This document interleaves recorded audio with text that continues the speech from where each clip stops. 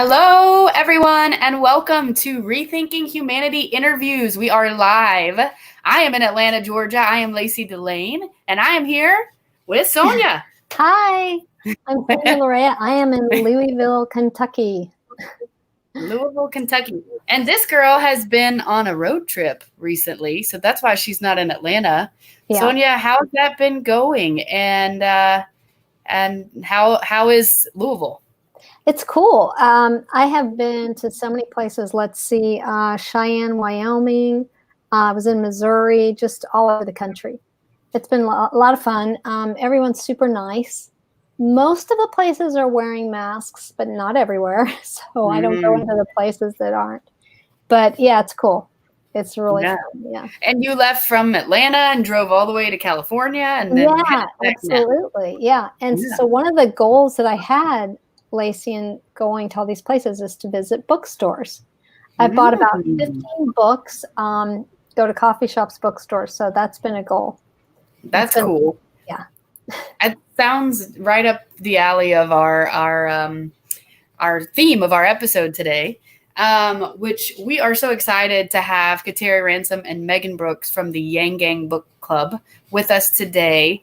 Our theme that we'll be talking about with them in just a little bit is the role that books and reading can play in rethinking humanity. So we're really excited about that. So I think, based on what you're saying you've been doing on your road trip, I think this would be a good match for us, this interview. It's going to be awesome. I'm looking forward to it. Yeah, me too. Well, first, before we get too far into this, we want to welcome everybody again. Thank you for being here. We invite you to comment and just participate in the conversation as much as you would like and as much as you can. Our awesome technical producer, Victor Ho, is in the background. He's doing all the magic behind the scenes. And as much as we can get your comments on the screen and also work them into the conversation, we will. So just want you to know that we are appreciative of your interaction and we encourage that. So, Sonya, you've also posted some pictures to our Instagram, our new Instagram page. Absolutely. Yeah. I've tried to do some scenic ones. I was in a really cool bookstore in LA called The Last Bookstore. Phenomenal. Go. It's huge. It's awesome. I was in like 4 in New Orleans, just wherever I'm at, I was trying to remember. I think there was another one I posted from Las Vegas. Yeah, that was really, really cool. Yeah. And from all over. Yeah.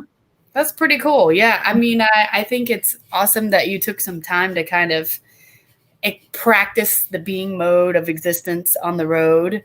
Kind of what we talk about in the podcast. And just also, just take some time to kind of slow down and see what's around us in this nation and in this country.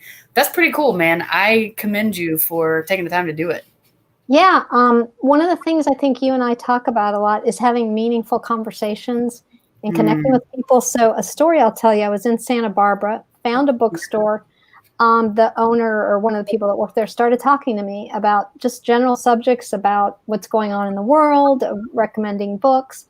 So I think it's a completely different conversation than, say, all the online stuff that we typically all do. It's a one-on-one and you're having some really good talks with people out there, connecting with people. That's what it's all about, man. And we actually mentioned that on our last episode.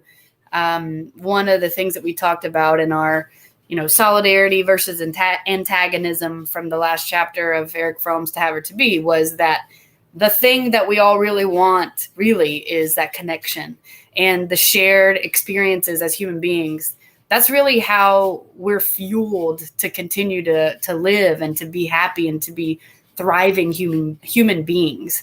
And as we've talked about on past interviews and bonus content episodes about, the social dilemma and social media and how that all plays a role, as crazy as it might sound, because we are human beings, that connection is getting harder and harder to get. And so what we hope to perpetuate is like the awareness that let's be as human as we are and let's take advantage of these opportunities to connect as much as we can. And so it's what's cooler than doing that like on the road.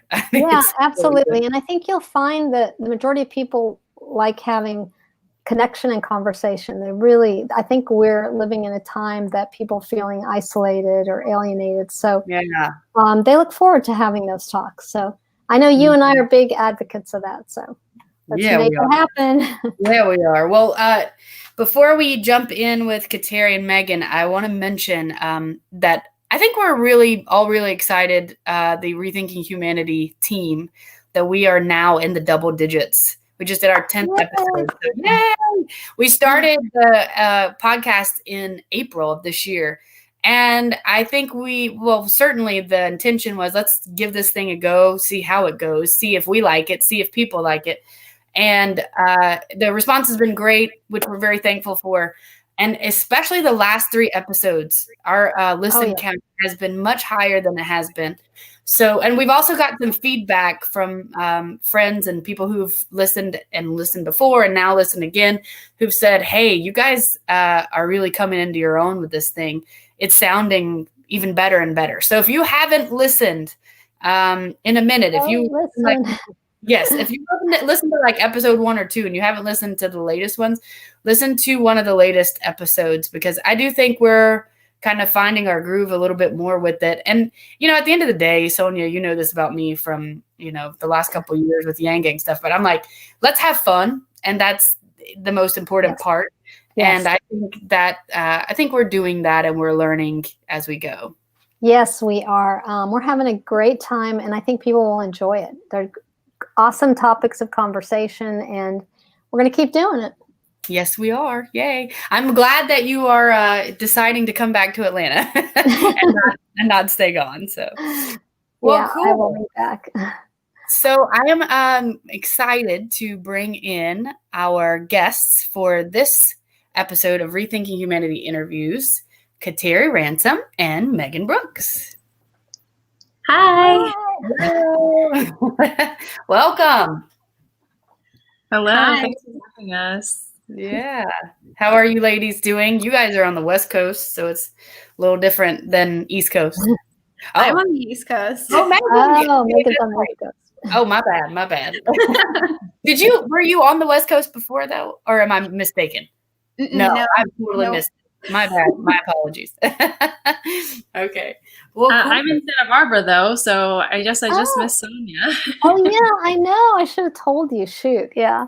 I have to ask what bookstore you went to because I know most of them. I have to look at the name because what I do is I'll get there and I'll just start researching. And when I stumbled, I love your stories earlier of just finding these places. I just like to find out away places, but I'll get you the name. I promise. Okay. Cool. So before we get into our theme today, which is the role that books and reading can play in Rethinking Humanity, I want to give you ladies an opportunity to talk a little bit about Yang Gang Book Club, kind of how you got started, what your goals are with it, and just, speak to us as though we're an audience of people who really don't know a whole lot about the Yang Gang Book Club. Let's start there. Okay. We love telling our origin story. I think it's your turn, Meghin. Oh, yes. Okay. So the Yang Gang Book Club started the day that Andrew Yang dropped out of the presidential race. All of us were very upset. We had so much energy and now it's like, okay, where do we put this energy? And I saw 2 separate tweets. One person was saying, hey, we should all get a book club together and read Made, because at the time Evelyn was reading Made. And Stephanie Land had gotten super excited about it. And then there was a separate tweet that was super blowing up, going viral within the Yang Gang. And that was Kateri's. That was Kateri's tweet that was just blowing up. And I had gotten into a group chat with some separate people. And then someone commented on Kateri's and they were like, hey, do you want to link up? So that way we have like one central thing that we're doing. So it was myself and Kateri and one of the other original co-founders. Her name is Natalie. She doesn't help us anymore, but I do want to mention her because she did help out a lot at the beginning. we all kind of were taking it a little bit more seriously than everyone else in the chat was. We were like, no, let's make this thing big. Like, we're thinking like Oprah, we're thinking research. Yeah. Oh yeah. You know, you get a book, you get a book, you get a book. Yes. Yes, you know, and I think it was, I don't know, we all just kind of felt there was this incredible energy, and that a book club could really help. You know, and we'll talk about this a little bit later, but like books are an incredible resource. And so we got together and we started planning. We got our little YouTube video up as our little like beginner, and then and I'm putting this part in because this is what really blew it up. But Kateri got asked to do an interview with what magazine was it? Elle magazine. Elle magazine, Oh, yeah. Elle. Yeah, a journalist there reached out to her and interviewed her, and they did a great piece. And Evelyn Yang read it. Like, she just happened to come across it and tweeted about it. And overnight, we gained like a couple thousand followers. Andrew Yang followed us. So this like tiny book club we were planning on having kind of blew up overnight. And then COVID happened. And everybody kind of needed like a community even more. They needed something to do. Everyone was bored. So we started out our YouTube channel, and it was very, very new to both me and Kateri. It's very new to us being YouTubers. But it was just this incredible community that came out of it. And then it just keeps getting bigger. Like, we've interviewed some incredible authors. We had like an incredible interview with like Scott Santons about UBI. We got Teresa Finiciello, who wrote Tyranny of Kindness, to do her first interview in decades. So yeah, it's just been this like super incredible experience. But basically we pick a book every month and we read it. We encourage everyone to read it. And then we have like a live stream at the end of every month with the intent of like covering the book well enough so that if you didn't read it, you know what it's about. So that's kind of our little origin story. So what number book are you on right now? Uh-oh, I stumped you. I'm sorry. I think we're on 7. Okay. I love the fact that this was birthed after the end of the campaign, because I got to be honest with you guys, that was hard. I mean, obviously, right? But wow, was it hard. And so I'm so proud that you guys said, hey, we got to take like the energy that we still have, even though the energy is pain right now. There's just pain. We got to do something positive with this, because wow, that was hard for so many of us. I mean, it was like so unexpected. You know what I'm saying? Like, wow, who knew that was going to happen when it happened? So I love it that it was birthed out of that. And honestly, you know, it relates so well to the theme of Andrew's campaign, which was basically think harder, you know, like that's basically what it boils down to. And so I can't imagine that people who enjoy Yang wouldn't enjoy the book club, you know, like it fits to me. It makes perfect sense. I have a question for you guys. Meghin, you were saying it started out this small idea, let's do a book club. And then when it blew up, did you feel pressure? Did you feel nervous? Like, how did you guys react to that change? It wasn't, I don't think we ever felt nervous, because we're both incredibly passionate about books.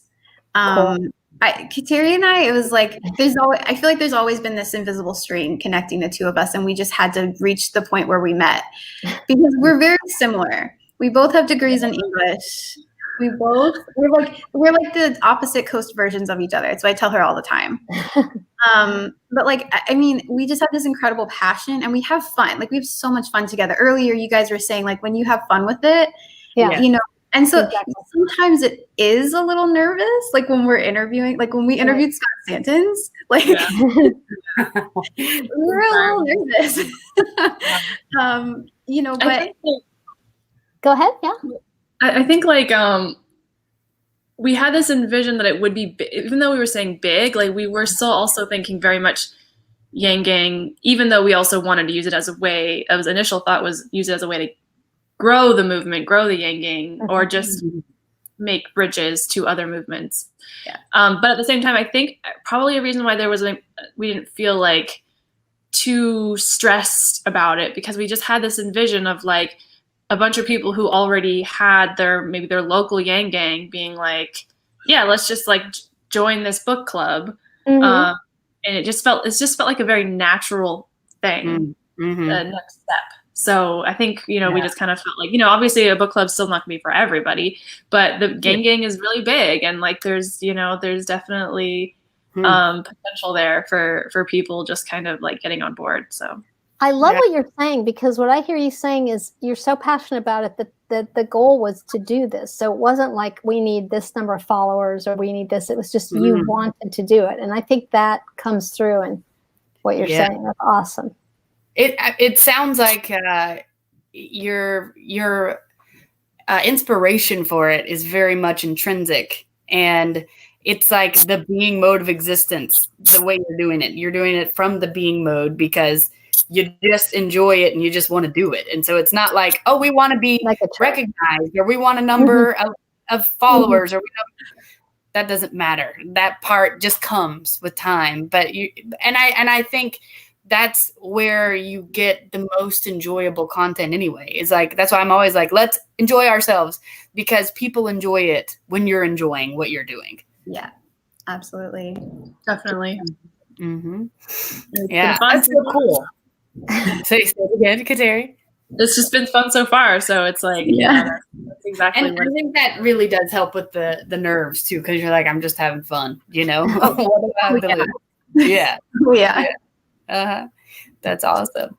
Yeah, I feel very similar in what we're doing with our podcast, in that it's like I'm not trying to like, I don't have some exterior goal other than to enjoy what we're doing and talk about these ideas that we are so passionate about. So it's a similarity in the passion, Yeah, it's authentic, and that comes through, I think, when you're being, honoring your true self, what you really love doing. So I just commend you for that, because I'm a book lover too. Megan and I are both English majors. And so we kind of joke that like our goal is to basically get paid to be an English major in the future. Like, we feel like it felt like it was a return for me. It's like 2 years after graduating. So after being done with that whole thing, and then not really, and English major is like, there's so much that you learn that is applicable, but there's nothing that is quite the same at the same time. Like it's so hard to get a job where you're just paid to like read and take notes and like reports and like, and like, so that's the part that we love the most, other than like the community aspect. Sure. Yeah. Hi, James. James just posted a little smiley Facebook glasses. So yes, all of the nerdy folks here say hello to the other nerdy folks. We love being nerds around here. Yes. So talk a little bit about the bookshop. I think this is kind of a new thing that you guys are doing, and I think it's cool, and I want to help promote that. So can you talk a little bit about that too? Sure. So we originally we had this idea of like we would use Amazon as kind of a like, use Amazon to fund people trying to promote UBI thing, because we're one of our big things we do care about obviously is UBI. But that's just shifted, and we're just like, we want to support indie books more than we want to do that. As like cool as that sounds. So there is a place called, it was actually, we had Eric Holthaus on. He is a climate change activist. And so we read his book, The Future Earth. And I believe it was during our conversation with him that he mentioned bookshop.org. And so we looked into it. And so bookshop.org is online. All of the books are pretty much all of them at a discount. I think probably to compete with Amazon, because they obviously don't have like Prime shipping, but really good prices for books. And every book you buy, bookshop.org themselves supports indie bookstores around the country. And so that already was amazing. And so we just started using them. And then we found out that they actually have an affiliate program. So we now have a shop with them. And so you can go and search our library, which is not only the books that we've read, but any kind of extra books. So you can see Crisis 2038. That was a sort of extra book that we had, a bonus book we had. We did UBI month.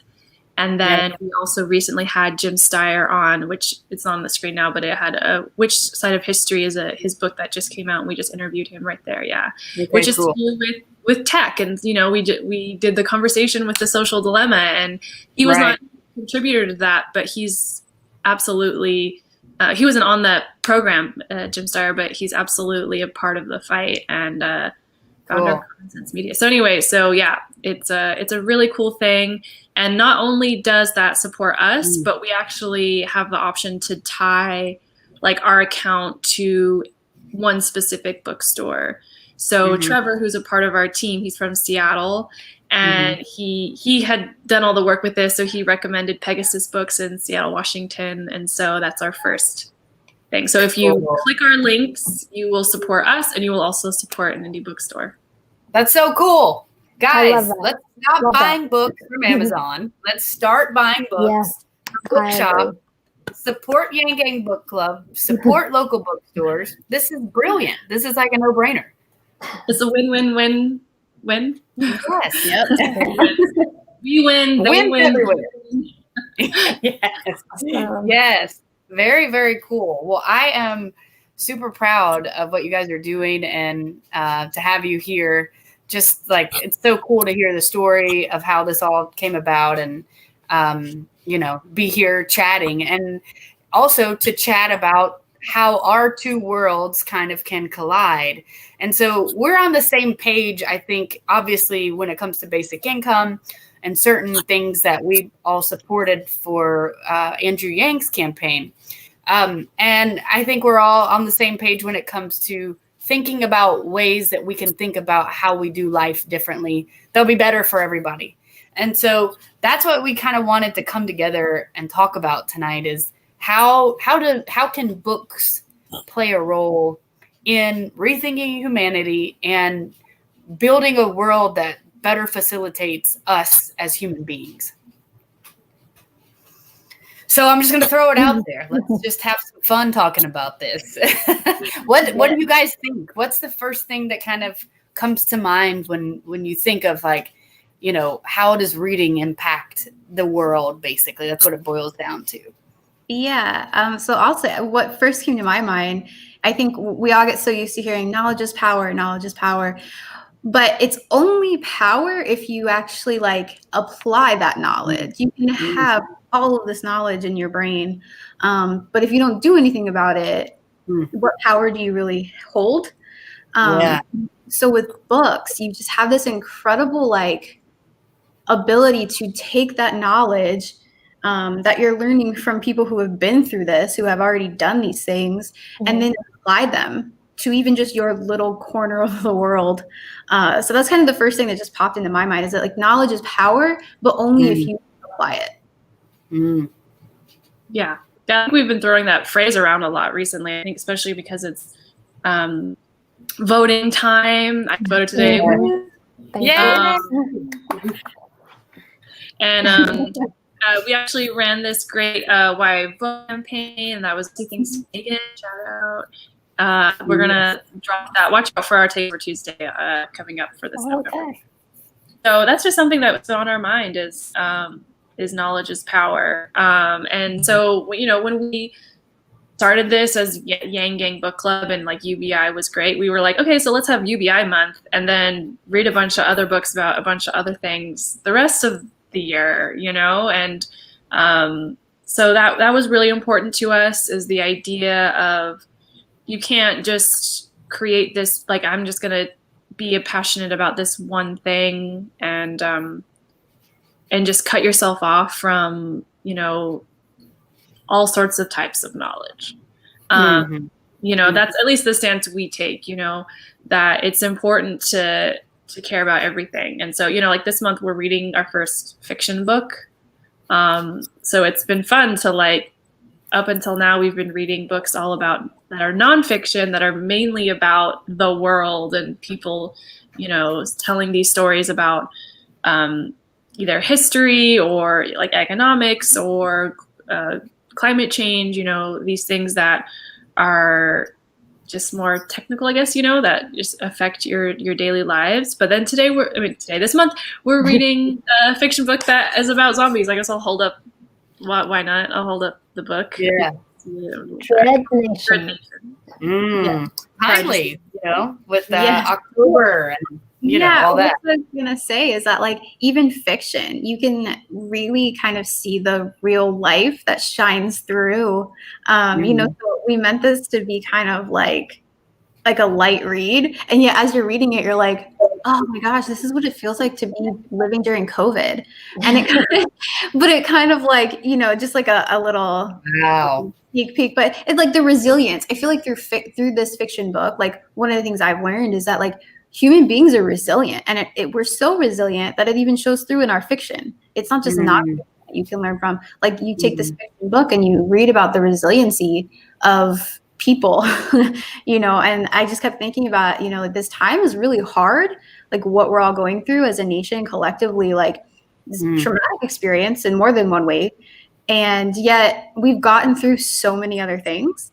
And I mean, we're only thinking like of our country, but the whole world in general has gone through so much, and we always make it through. And I feel like that's like this like hopeful thing. And you kind of like take that hope and you carry it with you throughout the rest of like, you know, your life and all the other aspects of life. And you kind of, other people can kind of feel that hope, which is kind of cool because you wouldn't think so from a fiction book, but you can learn a lot.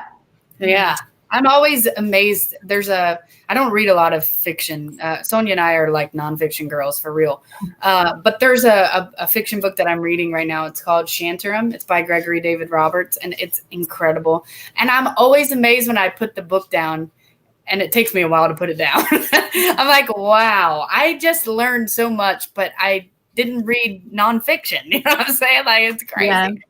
Yeah. You know what I hear you guys talk about that resonates with me is the empathy. When you're reading, you can connect, you know, with the author and the experience or things that you haven't experienced or you have. And I think that's an important part of what you're saying. Yeah. Yeah, I think like for me, or I can kind of speak for both of us because we're very, like you said, we're very similar. We both mostly read fiction before this book club. So this was our own journey. This is totally our own adventure, reading knowledge adventure. And so switching things up so drastically for the two of us, reading so much nonfiction, and then kind of, not that I still read some fiction in between, but it was majority nonfiction, and I had never done that before. And so going back to something that felt like home was really nice, but it was way more powerful than I thought it was going to be, because it was just like this sense of, hey, Manny. Gotta say, hey, Manny. So yeah, I think getting to the idea of empathy, you know, you can have all these facts, and there's power in that, but there's something that nonfiction can't do. I mean, memoir is the in between, so we'll put memoir aside, but there's something that, you know, nonfiction can't do, which is that humanity and the story that you get from reading a fiction, from reading a novel and a story, that it's this not quite the same. And so to me, there's almost sometimes a greater call to action when you read a novel, because if it's a good novel, if it touches you, you know, obviously sometimes you have to find the right book. But so far, you know, like especially with Dread Nation, that definitely did the trick. Like, you know, like you it's like that. It's like, you know, why we watch movies, where you get that feeling of just like this ultimate connection, and you just like, it creates a space in your heart, almost like in your soul, that you know, you can't forget. And I think more often nonfiction struggles to do that. So I think it's so great to have a balance. Sure. How do you pick the book? For instance, Dread Nation, how did you guys decide? Did someone recommend that? Did you guys do your research? What? So It's kind of, we do take like recommendations. We definitely like the input, but then sometimes like for example, this month, we just felt like everybody was kind of getting bogged down emotionally. And so we wanted something lighter.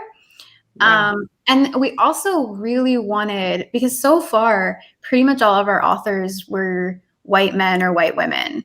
And so, and I mean, it was by accident, but it was something that we noticed. And so we wanted definitely like an author of color. And then like Dread Nation, Kateri found, and it just seemed so perfect because it also features a female of color as the main character. Which I said like a while ago, I never really read a lot of fiction with a girl that doesn't necessarily look like me, which is bad. I think we need to read so many different aspects. If I'm only reading about characters that look like me, like how am I ever going to know any more about the world? You know, and so Kateri found this one. So this one was all her. And she was like, what do you think about this? And I was like, I don't know. I don't really like zombies. Not like a big zombie person. I would have said the same thing for the record. I don't know. I find it cheesy, but this isn't cheesy at all. Like, and I would tell you if I thought it was, because I'm not being paid for this, you know. So like, but no, like it's not cheesy, and I think it's like it's so good, guys. I actually bought the sequel. I had to know what happened. And I read this whole thing in like 2 days. Oh my gosh.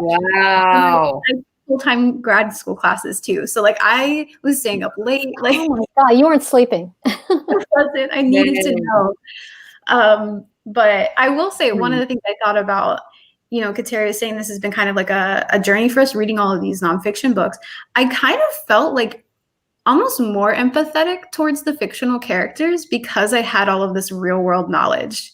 I don't know if that makes sense, but it's almost like my mind and heart were like, I know sometimes too much knowledge can make your heart kind of hard. Yeah. You can feel kind of jaded. But I almost felt like for the first time, instead of reading to be like, wow, there's so many problems and feeling overwhelmed, I was reading to change the world instead.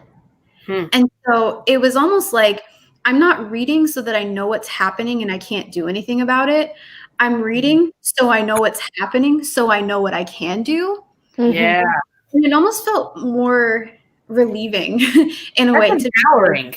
Yeah, it was very empowering. Yeah. I remember we were reading, I have it here. We were reading This Is an Uprising, which I think high schoolers should be reading this in their curriculum. It is so good. It's basically a manual for nonviolent revolution, and creating movements, how to create a movement, how to make the movement actually change.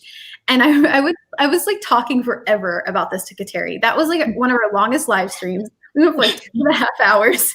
Like we gave like a chapter by chapter rundown. Oh wow. Because I read this and I felt so empowered. I was like, oh my gosh, there are things we can do. Like we can do stuff. And so I instead of walking away from these kind of like, oh man, I can't do anything. Instead, I felt like incredibly empowered. And then I felt like I felt more empathetic, which sometimes can be very draining. And so I went to our fiction book, and I felt like I connected with the characters even more because I was like, well, of course they're going through this because all of this happened. Like, this is what happens in history, and this is what people are going through. So it's like almost like it created a bigger sense of empathy. Sorry, Lacey. No, I was just going to say, I saw that James posted about decompressing, and I'm going to have to agree with you guys because I do love the nonfiction, but on this trip I've been reading some fiction because it's almost like I can only do so much of that nonfiction data, you know, and then I have to put that aside and read something that will be not as stress related. But again, like you said, you can learn a lot through the novels. So both of those are good to do. I agree. I think that's mostly when I read the fiction is before, like going to bed.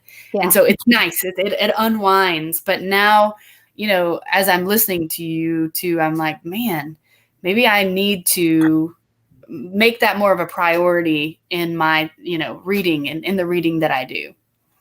Yeah, I think as like I think I can say as English majors, you know, you're kind of in book club as an English major. It's just like a really stressful book club. Right. For it.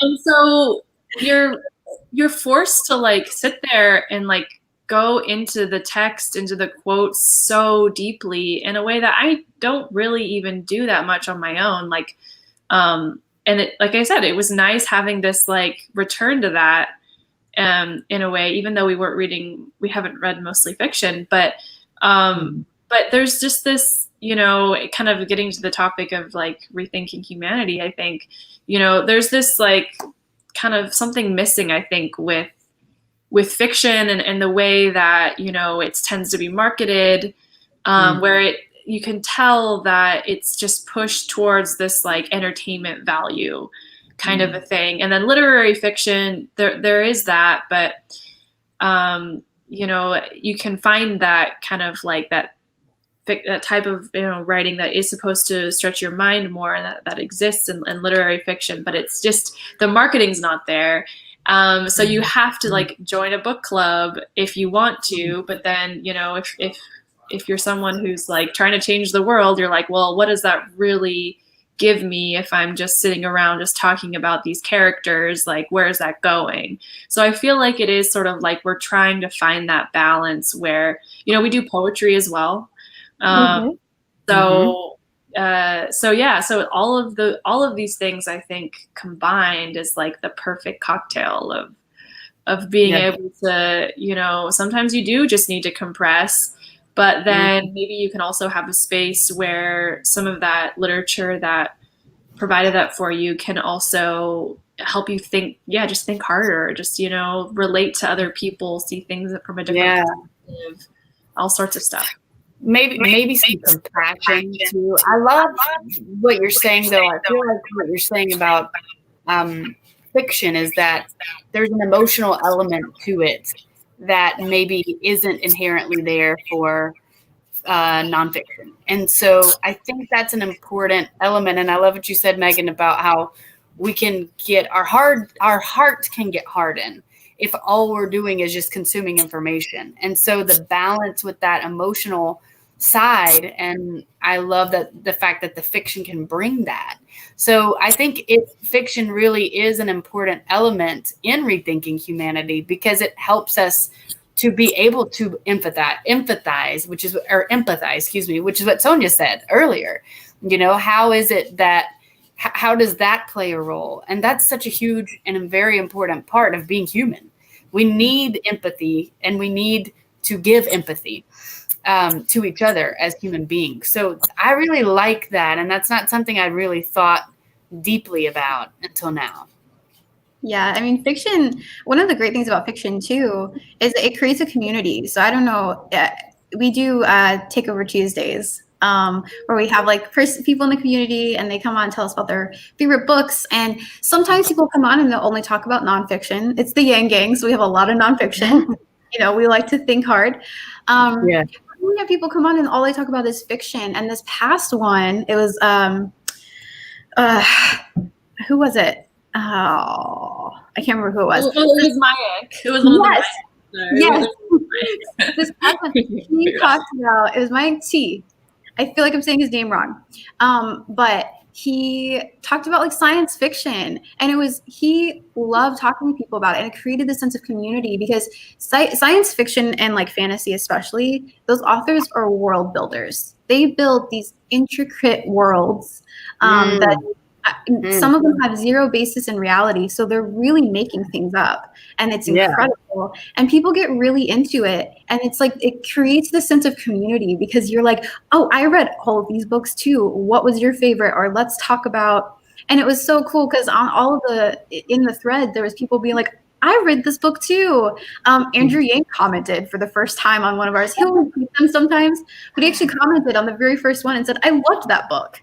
You know, and like, you know, so it's so cool, because fiction can create this like community. I mean, the most famous people think about is like Harry Potter, right? I mean, that created a huge community of people who are like super into the books. I'm still making my way through them. We're super into the books, but then within like even smaller communities, you know, and I think that's another really cool thing about fiction is you do find something that you immediately have something in common with somebody. And I think common ground, which was another theme we went over, finding common ground, I think especially now, is just really important. You know, I think we're all on political Twitter. It's so caught up in political Twitter that we can forget that we have other things in common besides this person that we all got behind. And when we forget that, we just start focusing on what we don't have in common, and we start fighting. And I think one of the great things that we're trying to do as the book club and as a community is figure out what we do have in common. And a lot of us have books in common. A lot of us have a favorite series, you know, or like nonfiction. You guys connect over nonfiction, you know, and so like that's just like this. I think books can foster this like deep connection. And you guys were talking about this earlier, is like looking for connection. I think books can be a great way to do that. Yeah. I also love the fact that you bring up the diversity. I think we're living in a time, it's really important to hear from different authors, you know, different genders. I do think that's also another way to bring the community together, because the themes are going to be similar, but hearing that in another voice, I think is important. Yeah. Yeah. Definitely a big priority, you know, going forward. Like we're excited to like plan out our whole year next year. So yeah, definitely Diversity. Yeah. Nice. So yeah, Sonya, what are some other thoughts that you have about how books and reading can help us rethink humanity? I mean, exactly what I guess Megan's talking about is this idea of bringing us together. And I think there's themes. I thought about this when you were talking about the fiction. I think there's themes that resonate through great works of fiction that are going to be timeless, that we can always be talking about. And I think I also think books are a safe place. We're talking about, we live in this information age, right? And you're getting all this data and the political and the polarization. But a book is safe, and you can come together and talk about that, and talk about the characters in the book, and relate to that, and maybe their struggles. And so it's a safe place for people to do that, and to have that connection with one another. Yeah. The community element, I think, is awesome. Go ahead, Kateri. Well, that was definitely another big reason that we started the book club, was the idea of us being so passionate about the movement that we'd all been a part of, and like, you know, after Yang having dropped out, like, where do we go from here? A book club is such a great way to bring people into, you know, what you're trying to do. You know, I think there can be this element of frustration when we're like, oh, we're just trying to give people money. Why don't you care? Like, why don't you like this? Stuff like that. But you know, it's hard to there's so many different perspectives in the world, and you just, you know, so in order to get people to come in, you know, bring people in, like having something like a safe space, like a book club, being like, I want to hear your ideas. Here are my ideas. You have to have that common ground, that equal ground. So yeah, I personally had never seen it be done before, where the idea of, you know, I think book club tends to get put into this box of like, I don't know, suburban white women. Like, yeah. That don't wine, getting day drunk on their settees. Yeah. Right. So, you know, we really wanted to do our own thing from that. Even though, like, I think like Oprah's book club is like really actually awesome. I never really was a part of it, but you know, like, she seems to pick really great books, and like more recently has had more of a political bent, you know. So I think there's a lot of just, you know, people just assuming things. But yeah, for us, that's the goal, is to have a book club that challenges you to read outside of something you might normally read if you're a reader, or just creates that safe space for anyone to come together and talk about ideas. You know, our sort of criteria is just like, we're just picking books that have to do with humanity, that have to do with the big issues facing humanity. So like poverty is an issue. Right. Climate change is an issue. Racial injustice is an issue, you know, so we're not a partisan book club, but we are political in the sense that, you know, we care about the world and the state of humanity and what we can do in a positive way. Mm-hmm. Yeah. And it's a great forum, obviously, to perpetuate, like, let's think differently. Let's think together about how we can solve problems or strengthen our bonds as human beings, strengthen our connection. You know, I was actually thinking, you know, the other night I was reading another one of Eric Fromm's book. He's written so many, and I always read his stuff and I'm like, why is this guy dead, man? Like, can he be alive in my age right now? Because I want to date him. He's so smart. But anyway, I was like, okay, I was thinking about, there were certain things like I know I thought about. I'm like, I don't know if I agree with this and whatever. And then I think about current writers who are writing similar things or writing about philosophers that he wrote about, like Spinoza is one of them. And I'm like, okay, I kind of think about it like, this might sound like a weird way to say it, but it's like a preservation of their brain in a way, like for people, for authors who've passed, you know, because it's like, we have your ideas. We have a pass, like a secret passage way, not a secret passage, but we have a way to get into your thoughts because you wrote them down. You know what I'm saying? And so it's a valuable way to know, like, to maintain and pass along knowledge. I think that's what I'm trying to say. And to be able to build on it with the new information that we get as time goes on. Absolutely. Yeah. And, you know, the cool thing about that too is that even though he's gone, he's still changing the world, right? He's still helping to change the world. And I think that's really dope. Like, but you have to have people like you know, like you're one of the top things that we love that came out of the Yin Gang, you know, like the idea of like, we're gonna take this energy and we're gonna turn it into something else, like, you know, like a tree where there's branches and they go in different directions, but they all come from the same place. And so, like, you know, but his books are changing the world, but they're only changing the world kind of like back what Meghin said earlier, as long as there's people who are willing to like take it and bring it into the world in some way or form. So so I think it's super awesome what you guys are doing. And we're happy to be a part of it in some way.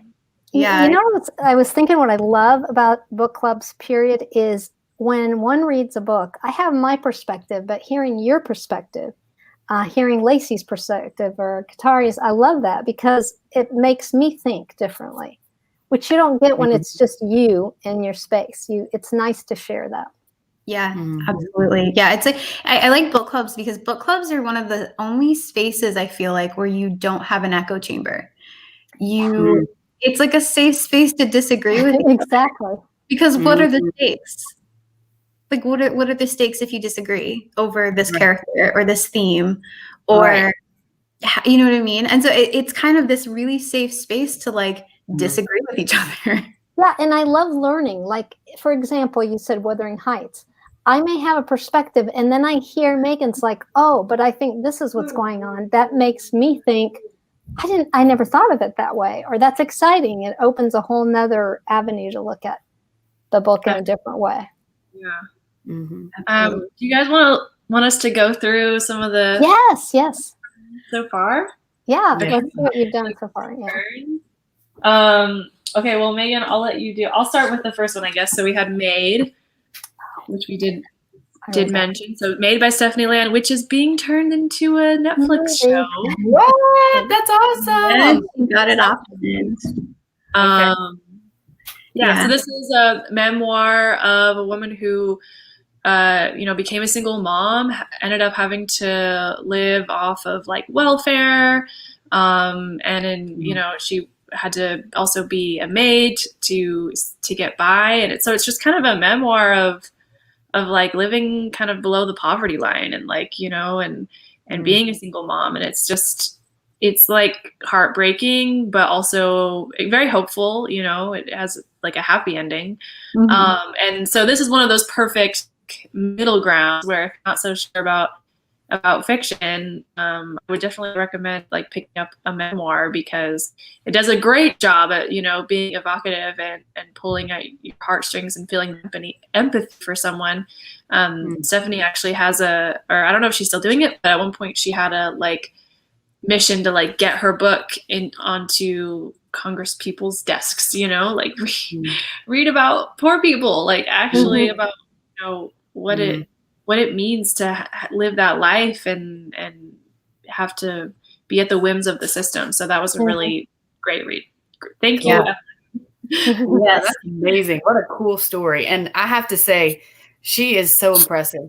I was incredibly impressed and overwhelmed by how awesome she is on the campaign trail. So I love it that you guys had that connection, and this book sounds like something that would just like goes right along with everything that we are hoping to promote and see come out of what we're doing. So that's awesome. Yeah. Stephanie also is a really impressive person, honestly. And I'm a big memoir person. I read fiction and I read memoirs. And I always say a good memoirist makes you forget that it's not fiction. Their book is because they're storytelling. So I will throw out my favorite memoirist, Augustin Burroughs. Favorite memoirist. So you guys, I think he's a good one to start with, because he is a very good storyteller and his life is so outrageous. So memoirs are a really good one. But our second book that we did was this one, right? You know, Normal people. You don't know that. You've never read that. Victory.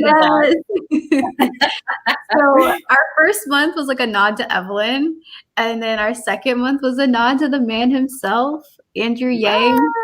Yeah. That's an awesome yes, it's so good. And I would recommend, so I actually listened to the audiobook while I was reading it. And he does a great job. He only messes up like a few times. You're so funny. But no, this one was kind of a nod. A lot of people had already read this one, which was kind of nice, because as we're just starting out, we didn't know how many people were actually going to get into it. So it's kind of cool to start with a book that a lot of people had already read or listened to. And I will say too, like audiobooks is a form of reading. Like it totally is. Don't audiobooks. That's reading. Come on.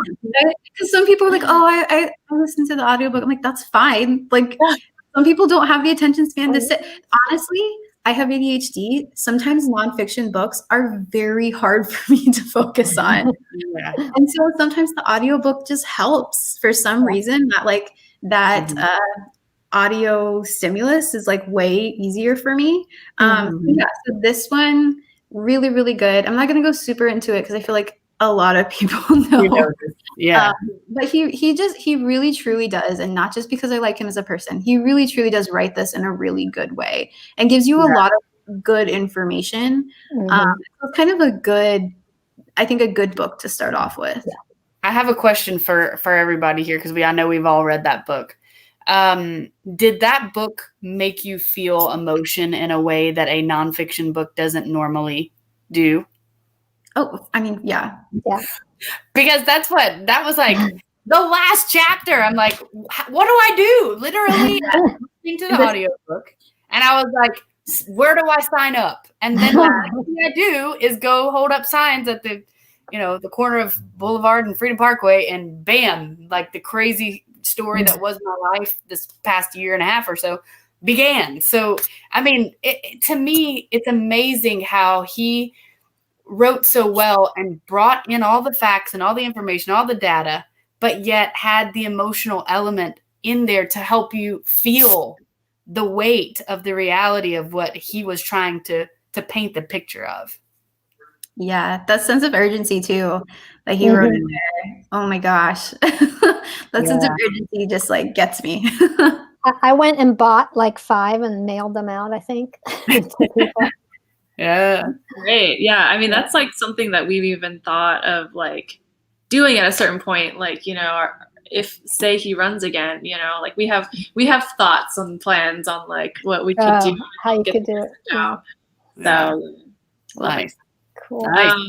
And actually for our third month, I believe, we did not do a book. Our third month, it was like starting to hit a peak with COVID season. And so we knew getting books was hard. Affording books was even, hard for a lot of people. And we had done Evelyn Andrews. So we focused on, the rest of his family. So we actually chose to do neurodiversity. So we read some like really awesome articles and stuff. And so that was just a really fun thing to do. And I think probably in the future, we'll probably do another month, kind of something like that, just to have that month where it's like really accessible. And so we just pick a few articles and read it. So that was really cool. And then the next month we had our UBI month. So we partnered with Scott Santens, and this one's going to be hard not to go on and on about. So I'll try to keep it brief. I love making Cheering with Kindness, Dismantling the Welfare System to End Poverty in America by Teresa Funicello. This was just one of the hugest highlights and honors of this whole, will be of my life at this point. But, Scott was awesome to pick it and say, I'll help you out that month. And then said, hey, I actually talked with Teresa and she'd love to come on. So you can come, you can go to our channel and see that discussion. And actually, so this is one of the biggest things I believe that got him into UBI in the first place. And they hadn't really connected before that interview. So that interview is them like, we mostly just sat back. And that is them talking for the first time. So it's just like, it's really cool. And this book is like, I can totally see why he was like, we have to, it's one of the best books for UBI in a way, even though it only goes into it at the end, because this book is about poverty. And it's about our country's inability to, and essentially unwillingness to address it in a meaningful way, and also dispelling all of the myths around welfare. So yes, this is definitely a highlight. Can you say the author's name? Teresa Funicello. It's I guess yeah. Awesome. You might have to search around for it a little bit. It is on Amazon. It was hard. That's the one bookshop link we don't have because it's not on there. It's published the year we were born. Okay. Yeah. I was about to say, sorry, Kateri. I was about to remind everybody that all of these books that you're talking about, you can buy on the bookshop.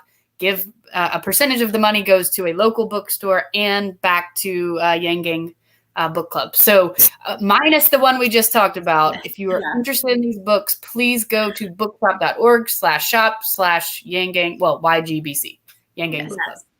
But I will say we did pick an extra book that month. That's the one time we've done that because Crisis 2038 by Gerald Huff.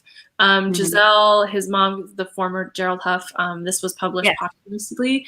But I think a lot of us know about Giselle, who is amazing. And she had messaged us and sent us the link because this is actually free to listen to on SoundCloud. And it's a really good audiobook. And it's really good. This is essentially this book in actually happens fiction form. So the future that this book predicts actually happens in this book. And it's a story.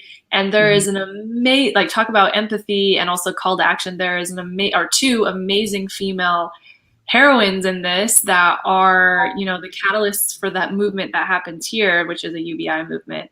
It's amazing. If you are Yangang, I will shame you a little bit. If you are Yangang and you haven't read this and you can get the SoundCloud link, you're missing out. You need to read this. Come on. Cool. What a cool idea. I love it.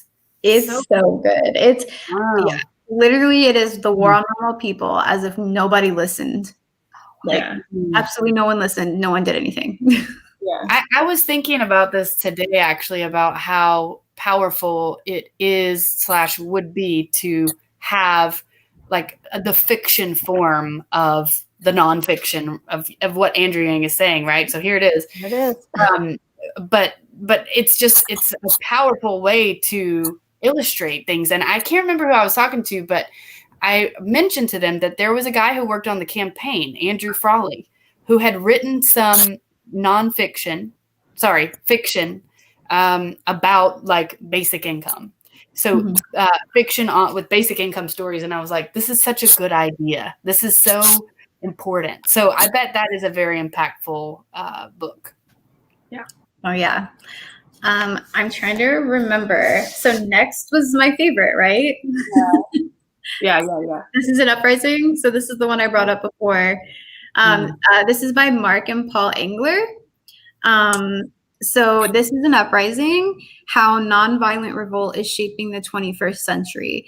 And our thinking with this was we just wanted, this is when there were a lot of the protests for, after George Floyd, the protests for, the shutdowns and all of that. And we were kind of thinking like, how do you change things? Because I feel like we're always protesting. I feel like we have these protests every year or every few years. And we were wondering like, is there a manual? Is there a manual for this kind of thing? And this is basically it. I think Giselle told us about this one. She said, this is definitely what you're looking for. And it's essentially a manual for how to create a movement and how to affect change. And I think the most important thing we got from this was that you can't be a single issue movement and make things happen. You have to team up with other people. For example, with UBI, I think the best movement we should get with UBI is a climate change movement. I think if we were to work with like the Sunrise Movement, for example, if we were to work with them, UBI and climate change go hand in hand, because if people had extra money, they could make more sustainable choices. They wouldn't be commuting as often, and if they can make more sustainable choices, that also means not giving money to like Amazon. Some of the companies that are creating a lot of this pollution that is causing climate change to happen. It's essentially putting that power kind of back in our hands. And so that's one of the things that we really wanted people to get out of this book was that UBI is super important, but we have to be willing to work with other people and build coalitions because we need to get all of these things done and we can't do it one at a time. we have to work together. Yeah, definitely. Excellent point. Also, to kind of what we were saying earlier on that book, like with Rethinking Humanity, like we said, we really think that book should be taught in high school, like to think that if more youth had that knowledge, and were able to take that and go forward with it, like it just, I don't know, I feel like I think back to like my government class and like how that was taught. And it was just like these basic things about the government, and it's like that's the stuff that you need to be taught in government class. Like how do you actually like if we're a democracy, then you need to educate people how to run their democracy, and it's like, so yeah, I think for me one of the biggest takeaways from that book and this book club is we need to be learning how to work our democracy. Well, that's a great point. I was thinking how we feel so disconnected. And you really inspired me about that book. I'm going to read it. It's so good. It's like and talk to us about it afterwards because I will talk your ear off about it and I will listen to you because I asked this question once on Twitter. If you could force someone to read one book, what would you force people to read? And that's the book. That's the one. I think it's very important at this time for us to have that knowledge. It's like you're arming yourself, right? You're arming yourself with these tools to then participate in our democracy. We, as people, we have the power. We just forgot that. Yeah. That's awesome. And then August was The Future Earth by Eric Holthaus, which I mentioned earlier. And so this was our, say like, we got to think about climate change. Like we can't just be a one issue kind of community. And we need to, it's not just about saying like, yeah, I support climate change, or, I support climate change. I support climate change, trying to end that or reverse it. And, I support that. Like, you can't just say like, you can't just say it. Like, you have to like understand it. And we were like, yeah, we don't really understand it. So let's understand it. And this book though is not like a history of climate change, or like, that's not that book. It definitely goes into some of that, but it's relatively short. This is a book that essentially writes the way that we as a species end climate change or combat it as if it were a history. So it's like writing the future that we need to achieve, but as a history.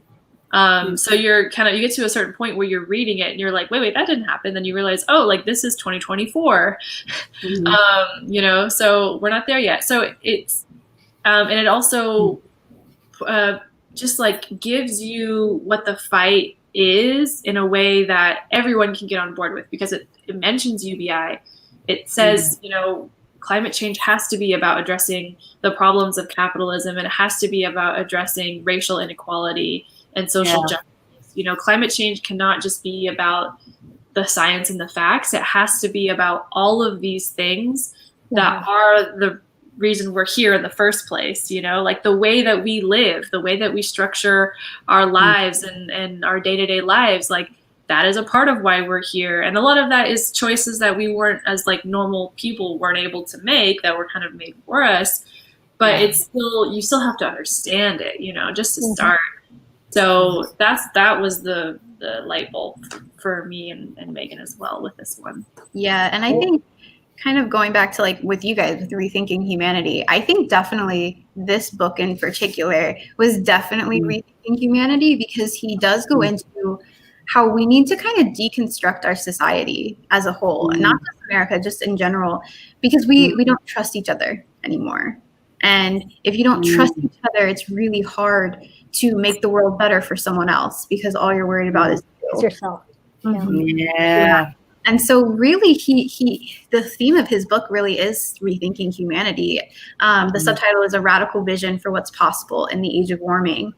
So there's a lot of like hard truths in here, but a lot of hope. And talking to him, he said that's what he wanted. He wanted it to be a hopeful thing. And he actually said it started out as a choose your own adventure book. I don't know if you guys remember those. Like you would, I do. Totally. It started off as one of those. And then it kind of turned into like what it is. But it was kind of like, this is what happens if we don't do something, and this is what happens if we do. But it's not just the things you think about, like, oh, recycling or growing your own garden or buying used clothes. Like, no, that is important, but that's not what he's talking about in this book. He is really talking about a whole restructuring of society as we know it. And a lot of that he does talk about in the book. And he also, in real life, talks a lot about that with work with Indigenous peoples. Is that like, they know the earth and they know how to coexist with the earth. And so he talks a lot about exactly what your guys' theme is as a whole, is, rethinking humanity. That sounds good. I know Lacey and I have discussed about the Indigenous people and the civilizations, how they lived previously and how we've moved away from that. So that's cool. I got to look at that one too. Oh, so good. So then our next one, we're almost there, guys, was Union, which we had a lot of first-time authors with our books, by the way. A lot of these people are first-time authors. And this is a group of two best friends, not a group, two best friends. So this is called Union, a Democrat, a Republican, and a Search for Common Ground, by Jordan Blaszczyk. He said it weird than I've always said it. I said it weird. And Christopher Ha. Hearing them say it, I kept saying it one way in my head, and then I heard them say it, and I was like, I've been butchering this. But essentially, these are two best friends. So they didn't start off as best friends. They met at law school, And they met through some other friends and became like kind of tentative friends almost, because they thought they were too different. They were a Democrat and a Republican, and they just had really different views, but they did enjoy each other's company, and they did kind of enjoy arguing with each other like towards the beginning. But essentially Jordan has to like go across the country for a wedding, right? Yeah, I think so. Yeah. And he just asks Chris, like, kind of last second, like, hey, do you want to come? And he's like, okay, cool. And so they set off on this road trip and kind of accidentally fell into making the book, because they would have these conversations with people during their stops and kind of realizing that, like, people have a lot more common ground than we think. And especially because this was in 2016 when they started. And so this was around Donald Trump first being, elected and all of that. And it was, I mean, I remember during that time, and I was like so afraid of everybody because I was like, I don't know what to say. I'm afraid anything I say is going to offend everybody around me. Because, and I lived in the South at this time too. So it was very like, it was different because I grew up in the North, and like I was just so used to just speaking whatever I wanted, saying whatever I wanted. But the people I was around were just, I remember being like, oh, I'm so upset about this. And they're like, why, whatever. But this was around that time. And so they actually, one of the first stories was they went to a Trump rally. Wow. Yeah, they actually had this incredible story actually of like, actually being there and hearing him talk and the command that he had over the room and how he actually is a very powerful speaker and that everyone just pays attention and like hangs off of his every word. And then how like when they were out in the crowd, how like most of the interactions that they saw were just people talking to each other. But the only thing that like the media really shows is like people yelling at each other or people like punching each other or, the police, and so they were kind of like, you know what, we want more stories like this. And so for like the next 3 years, they took road trips and kind of lived on the road part-time while also working full-time, and just talked to people. And so it kind of starts off, the stories were really about them towards the beginning. And then as you get closer to like the middle and the end, it's just these beautiful stories of people all across America. You got truckers in there. As you were reading the book, I was kind of like, wow, this sounds like the Yang Gang. Because we have so many different people. Yeah. It's just a beautiful story about, them kind of setting off like with the intent of listening and learning and coming to the conversation not to be right. Like, I'm not having this conversation with you to be right. I'm here to listen. That's basically what the book was about. And we thought it was really important right now to talk about that. That's a good one. Cool. It's a really good one. And so then we're on to October. So we are doing Dread Nation by Justina Ireland. So we talked about this. So this is post Civil War Reconstruction era with zombies. So the Civil War was kind of ended because of the dead rose, and then there, the history is still the same where the slaves were freed, but then they started. She brings history in an interesting way where you have actually like Indian schools, like if you know that history where Indians were forced to go to schools and had their culture taken away from them. Well, that inspired this, where mainly Black and Indigenous people are forced to go to schools where they have to learn to fight the dead. And then it gets even more insidious where, she ends up being forced to go to this town that they're trying to make this like utopia town. And so there's so many elements of history, of real life, of our society and our system, but they're just portrayed in a story. And, you have this relatable, awesome young heroine she's such a great character. She's got this great frenemy who ends up becoming a friend. And, it's just like, it's such a lovable story, but it's so evocative. It's really political. I love when it's YA fiction, but it's incredibly political. There's so much here. I don't know if you can see all of the earmarks. So it's like a lot to discuss, which is, we're actually doing it on Halloween. We're going to do it Oh, cool. Nice. Afternoon. So yeah, and then I can really quickly introduce our November book. Why not? Ooh, big news! Yay! November.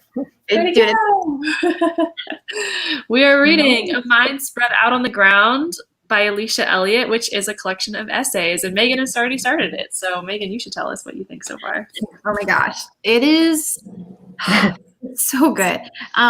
So it is, the author herself doesn't like it to be called a memoir, because this is a collection of essays. And I really like this style, actually, of writing. I don't know. It just seems more personal because she's taking these, like, not just like big moments in her life, but also she weaves a lot of like knowledge and information outside of her life too, that really like lends into the story. So she's almost showing how you put knowledge into action, really. Which is really cool. But she is, I believe she's half white, half, what was the, because I want to give her specific, I can't remember what, she's like half indigenous. I just can't remember what tribe she was in. I really wanted to, anyways, but she kind of split her time between like the United States and Canada. Oh. Canada.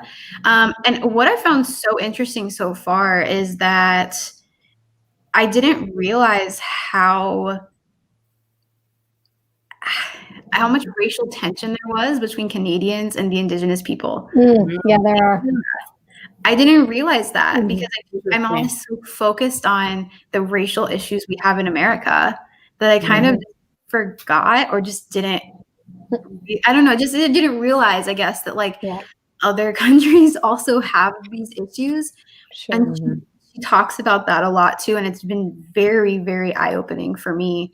But she also talks a lot about her struggles as a minority with mental health issues and struggling with mental illness, both herself and with her family, which is something like I can really relate to. And so that's really cool. So even A Mind Spread Out on the Ground, kind of like a sneak peek for you guys, that actually comes from a saying.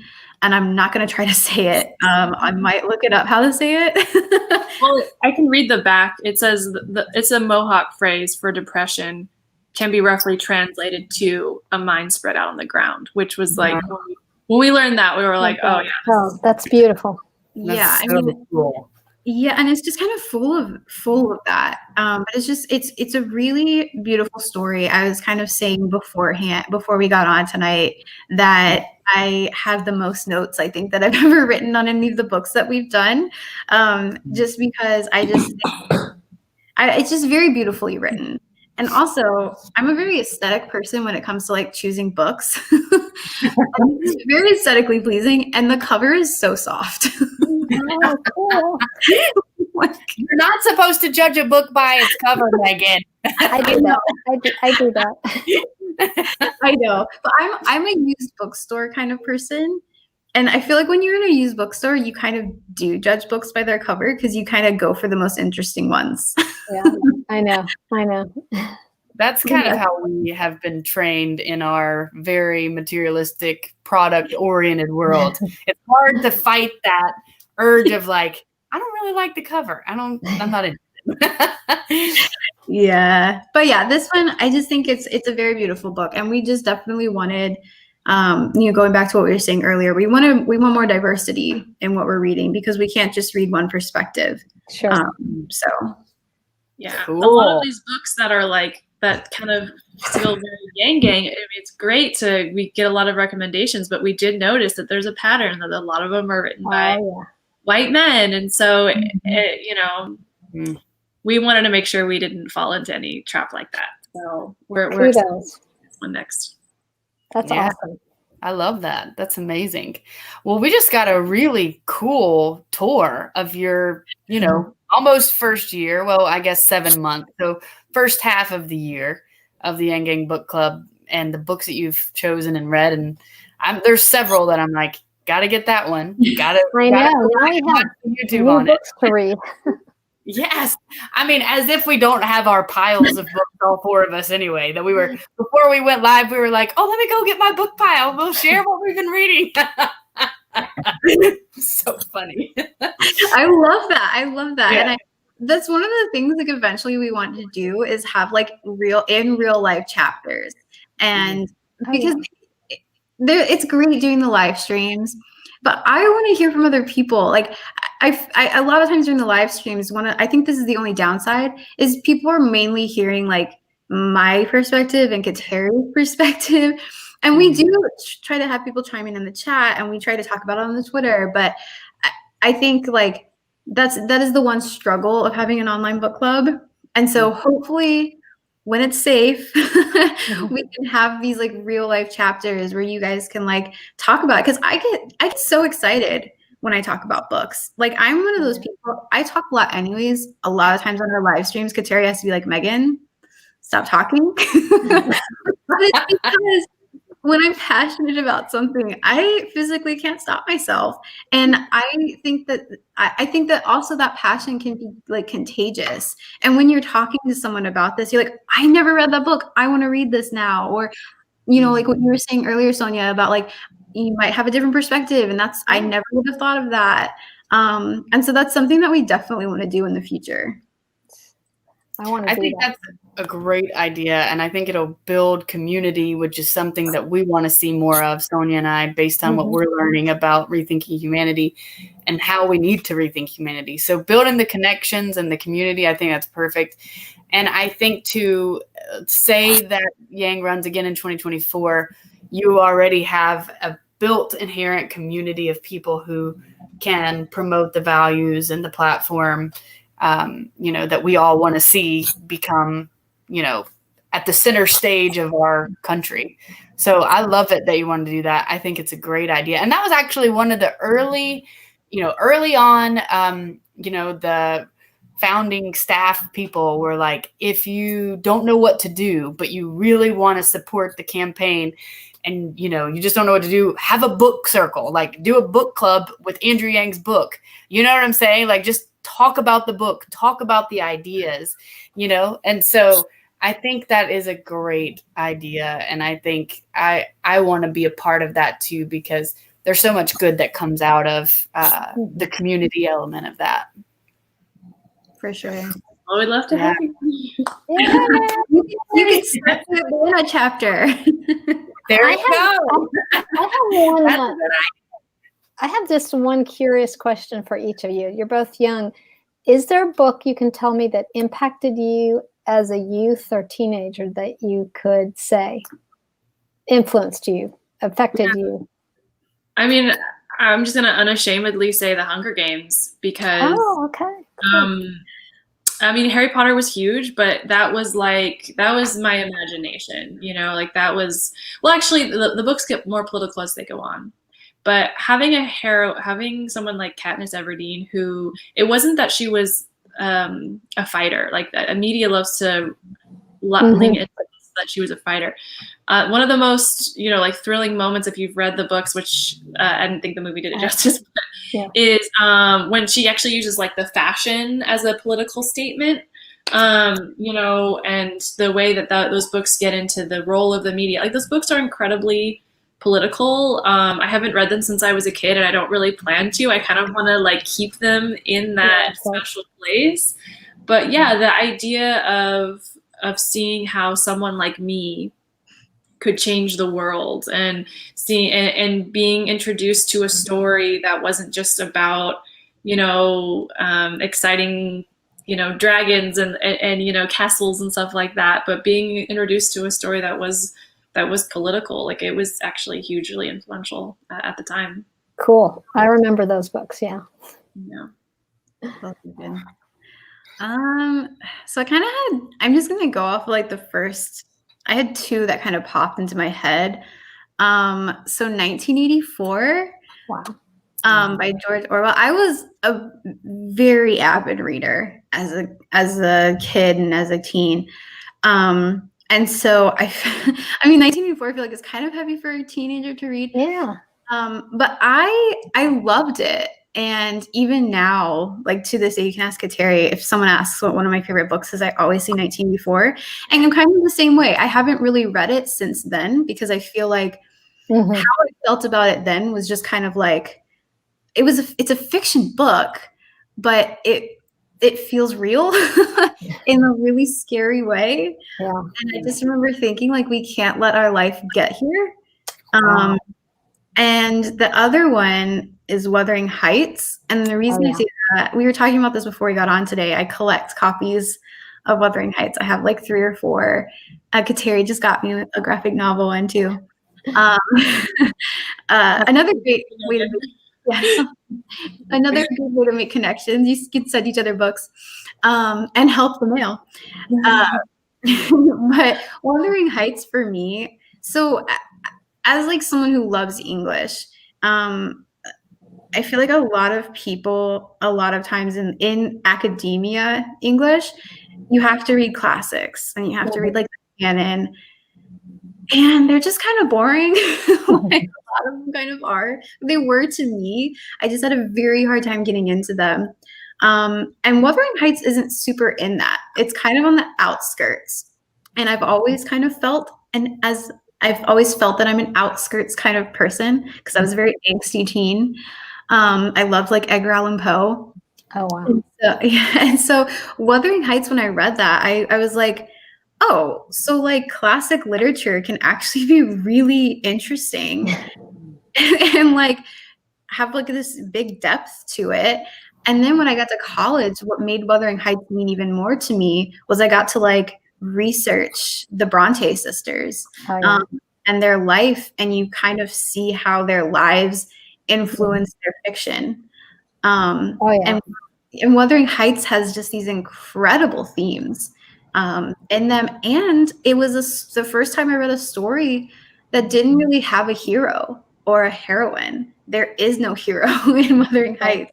There is no heroine in Wuthering Heights. In fact, most of the characters don't really have any redeemable qualities. And that's kind of true to life. Like there's not always a hero. Like it's not like a happy ending thing. No. And that's I remember reading that and being like, there's no happy ending to this, and yet I still somehow feel fulfilled. You know? And so it was the first time I read a classic and really thought, okay, this is something I can get behind. So it's not, it wasn't political or anything, but it was just very like poignant, and it has always stuck with me. That's awesome. Thank you. Cool. What about you guys? Ooh, I told Lacey earlier, To Kill a Mockingbird. Gosh, there's so many. I read a lot as a child. And so it's funny what you guys said, because when I go back, I tried to go back and read something. It's not the same as when you're, you know, in that space of growing up. It's a whole different, I don't know, experience. So I don't I don't want to ruin it. Like Catcher, what's it? The Catcher Rye? Catcher Rye. Yeah, there's just books that just stay with you. And I thought, it's not going to be the same if I read them today.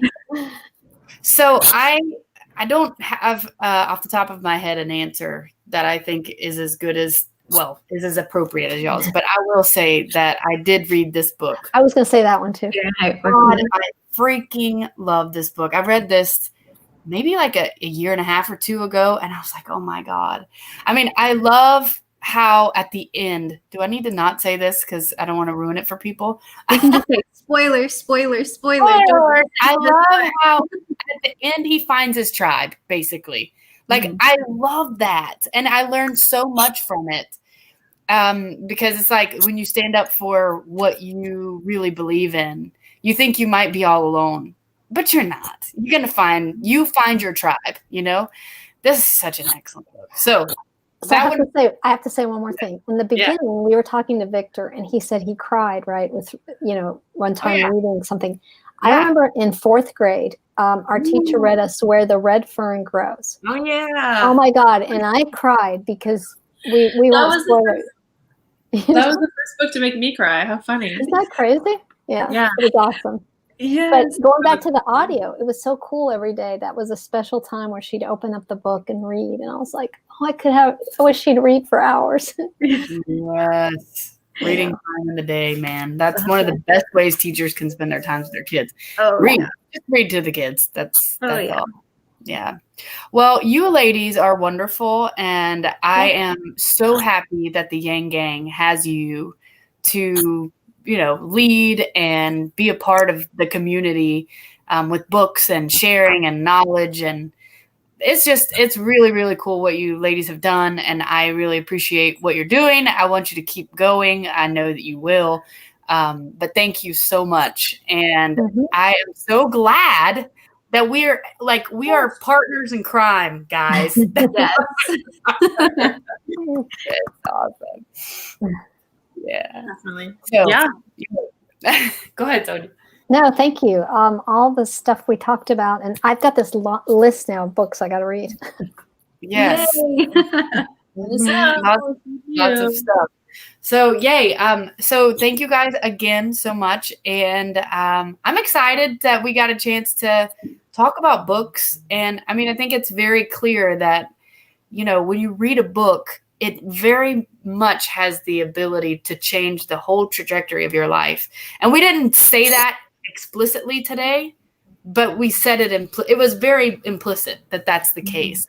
And so that is the power of books. And that's why we don't need any houses burning down because of books, man. We need to keep them as alive as possible. But again, ladies, appreciate you so much. Keep it up. Keep up the awesome stuff. And I'm sure we'll collab again at some point. Yes. Sorry, my cat is knocking stuff down. I heard that. Clearly, it's fun in this thing. The cat needs attention. Great. Yeah, we would love to be back on, and we'd love to have you on as well. We can talk about your podcast and keep the Rethinking Humanity energy going. Yes, absolutely. Yay! Oh, thank you, Manny, and thank you to the people who are listening and watching. And I love all the comments. President Manny. And who else? James Ellers and everybody who listened and was like, I want to comment, but I'm a little shy. Do it. Do it. So, yeah. All right. Well, everybody, thank you so much for watching and being here. We send our love. Take care, please. Read a book. Yes, read. Bookshop.org. Read a book from the book club, and let's make ourselves think harder with the book. All right. Have a great night, everybody. Bye, guys. Bye.